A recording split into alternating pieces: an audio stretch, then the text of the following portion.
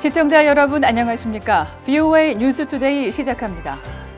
미 국무부가 최근 갱신한 여행경보에서 북한을 안전이 가장 위험한 4등급 국가로 분류했습니다.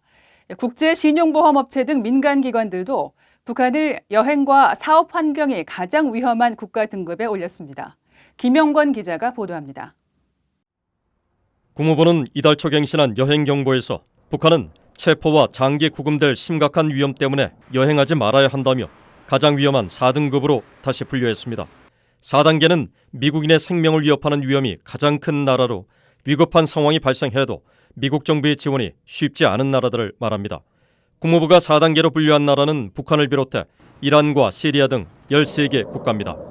미국 국무부는 이와는 별도로 지난 2017년 미국 대학생 오토 원비어 씨가 북한에 억류됐다 혼수 상태로 풀려난 뒤 숨지자 북한의 특별 여행금지 조치를 발효해 북한 방문을 엄격히 통제하고 있습니다. 국무부는 미북 관계에 큰 변화가 없는 한 방북을 승인할 때 유서까지 작성토록 한 이 조치를 다음 달에 1년 더 연장할 것으로 예상됩니다. 익명을 요구한 국무부 관리는 최근 VOA에 미국인들에게 북한 여행이 위험하다는 미국 정부의 판단에 달라진 게 없다고 말했습니다. 미국의 민간여행 관리업체인 포커스포인트 인터내셔널도 이번 주에 갱신한 여행경보 목록에서 북한과 IT 등 13개 나라를 극심한 위험 국가로 분류했습니다. 이 업체는 북한에 관한 정치적 긴장이 예고나 경고 없이 바뀔 수 있고 극단적 위험, 체포와 장기 억류 등 심각한 위험 때문에 안전하지도 않다며 여행을 피하는 게 좋다고 권고했습니다. 세계 최대의 신용보험 업체 가운데 하나인 아트라디우스도 최근 갱신한 올 2분기 국가별 위험지도에서 북한을 사업 위험이 가장 큰 국가 가운데 하나로 분류했습니다. 북한은 다른 13개 나라와 함께 최악의 점수인 10점을 받아 투자와 사업 환경이 세계에서 가장 위험한 나라로 꼽혔습니다. 전문가들은 투명성 부족이 국제사회의 대북 투자를 가장 어렵게 하고 있다며 북한 정부가 진정으로 경제 발전을 원한다면 국제통화기금 IMF와 협력해 정확한 국가 통계를 발표해야 한다고 지적했습니다. VOA 뉴스 김영권입니다. 미국 정부가 북한의 불법 해상 환적 문제에 대해 강력한 대응을 예고한 가운데 국무부는 태평양 도서국가들을 주시하고 있습니다. 국무부 당국자는 이 선박들의 불법 국적 등록 문제 근절에 역량을 집중하고 있다고 강조했습니다. 김동현 기자가 취재했습니다. 니콜라스 딘 국무부 호주, 뉴질랜드 태평양 도서국 담당 국장은 25일 원격 화상회의에서 환적 선박의 불법 국적 등록 문제를 지적했습니다. 관련된 내용을 묻는 VOA 질문에 단속에 적극 나서고 있다면서 태평양 도서국들에게 관련 사안을 전달했다고 밝혔습니다. That is an area where we have had very active engagement with Pacific Island countries, specifically to address the question of ship registries and making sure that illicit use of ship registries is something that is illuminated and addressed. 전 세계 모든 선박은 국적기와 개별 국가 등록이 인정돼야 공해를 항해할 수 있는데 북한 환적 선박들이 집중적으로 태평양 도서 국가들에 불법 등록하고 있는 점을 심각하게 받아들이고 있다는 이야기입니다. 딘 국장은 특히 대북 환적 선박의 불법 국적 등록 문제 근절은 유엔 안보리 결의 이행 차원에서도 매우 중요하다고 강조했습니다. 태평양 도서 국가인 마셜 제도의 경우 세계에서 세 번째로 선박 국적 등록이 많은 나라인데 국무부는 이 지역을 단속 핵심 지역으로 보고 있다는 겁니다. 샌드라 오드커크 국무부 호주, 뉴질랜드 태평양 도서 담당 부차관보도 지난 23일 상원 청문회 증인으로 참석해 이들 국가와의 국제 공조 중요성을 강조했습니다.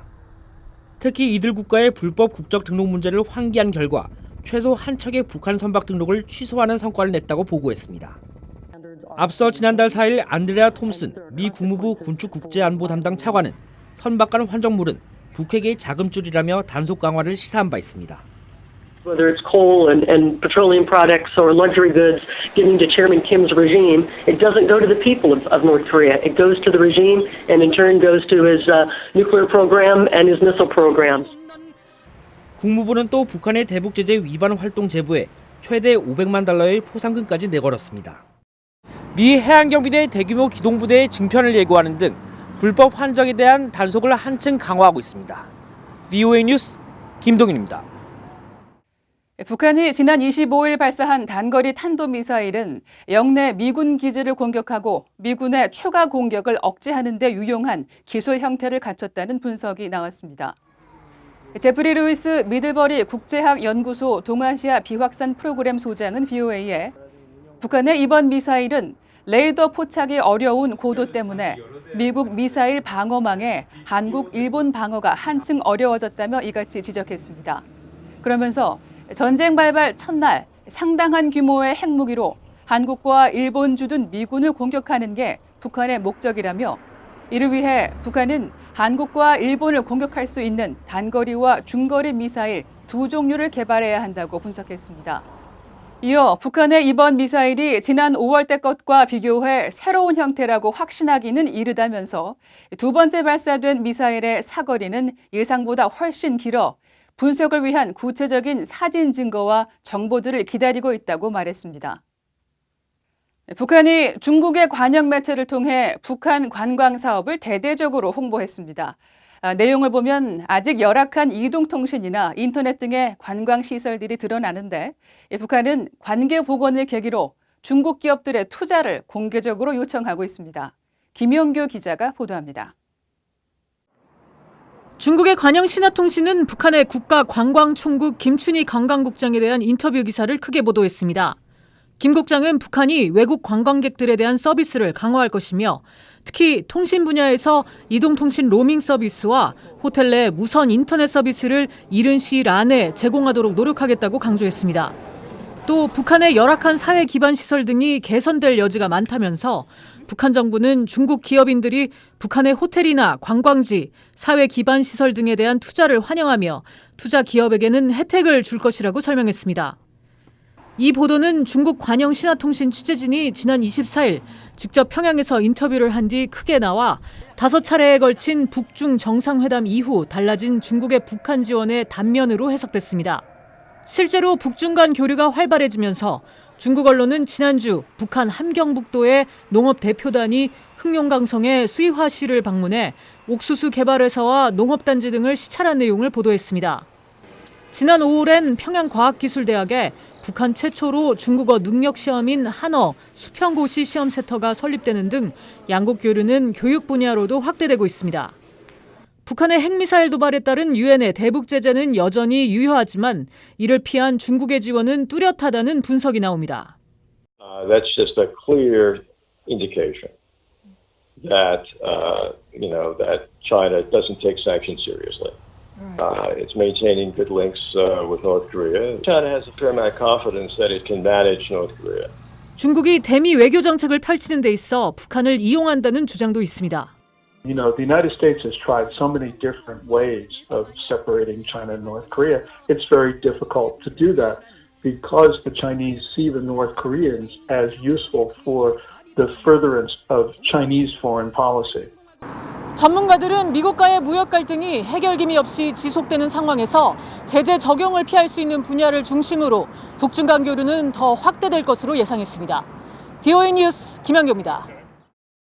엘리엇 엥겔 미 하원 외교위원장은 한일 무역 갈등에 도널드 트럼프 미국 대통령이 적극 개입해 해결사 역할을 해야 한다고 밝혔습니다.